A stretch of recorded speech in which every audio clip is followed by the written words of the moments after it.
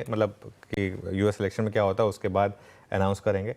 तो ये एक जो चीज़ मार्केट के लिए थोड़ा सा आउट ऑफ ब्लू आई कि वो जो MSCI का वो आ गया, अनाउंसमेंट आ गया, उसमें HDFC बैंक का जो हम एक्सपेक्ट कर रहे थे कि सेकेंड ट्रांच आना है वो अनाउंसमेंट आ गया। तो थोड़ा सा एक वहाँ पर एक ये आपको रहेगा कि थोड़ा सा एक एटलीस्ट एक स्टॉक जहाँ पर MSCI का एक बड़ा बाइंग आनी है वहाँ पर अब एटलीस्ट डाउन साइड प्रोटेक्टेड है। तो ये एक बड़ा फैक्टर हो सकता है।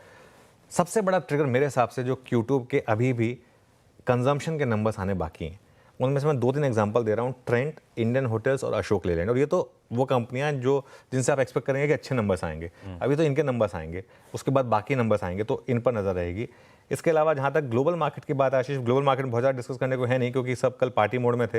हालांकि यूरोप ठंडा पड़ा था एंड में, लेकिन अमेरिकन मार्केट्स एक्सपेक्टेड था। हम बहुत कुछ प्राइस इन करके गए थे। कल 900 पॉइंट डाउ फ्यूचर्स ऊपर थे, थोड़ी उससे और ज़्यादा बड़ी रैली आ गई। तीनों बेंचमार्क इंडेक्स नए हाई पर पहुंचे। डाउ में 1500 पॉइंट की रैली आ गई और वो एक्सपेक्टेड भी था एक तरीके से। हालांकि फ्यूचर्स अभी फ्लैट हैं।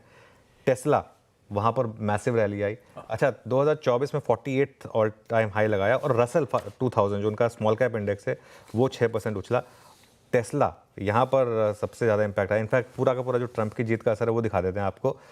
10 ईयर बॉन्ड यील्ड पहुंची 4.44 पर। अमेरिकी डॉलर अप था करीब करीब 1.5%। बिटकॉइन पहुंचा $76,000 पर। टेस्ला भागा 15%। टेबल बनी हुई है, वो टेबल दिखा दीजिए। JP मॉर्गन चेज भागा कल 11.5%। वेल्स फार्गो कल भागा करीब करीब 13% और कमोडिटीज़ कल यहाँ पर गिरी। लेकिन एक चीज़ है, कल का सबसे बड़ा winner, one and only winner है कल। ट्रम्प तो है तो लॉजिकल है, Elon Musk. I think Elon Musk ने आशीष एक ऑल इन बेट ली थी। ये ऑल इन बेट थी, मतलब एक तरीके से पूरा उन्होंने जो एक गैम्बल लिया था। पहले तो $42 बिलियन में उन्होंने जब ट्विटर खरीदा था। मेरे ख्याल से जब इतिहास लिखा जाएगा ना तो एलॉन मस्क आई थिंक इस ईरा के सबसे बड़े एक, जैसे कहते हैं ना, एक जादूगर के तौर पे उनका नाम लिखा जाएगा। उन्होंने जो भी किया है बहुत अच्छा किया है। अच्छा, एक और चीज़ मैं आपको बताऊं, 2-3 चीज़ें हैं। आप मार्केट में देखिए, रिलायंस और भारती अंडर प्रेशर। एक बार कल का भी रिलायंस और भारती का एक बार चार्ट जरा स्क्रीन पर रखिएगा, और ख़ासतौर से भारती जिस तरीके का सेलिंग प्रेशर है। ये खैर कल थोड़ी सी शॉर्ट कवरिंग मार्केट में, पूरी मार्केट में थी, इसके लिए सब भागे हैं। लेकिन इन दोनों स्टॉक्स का आप 1 महीने का चार्ट देखिए।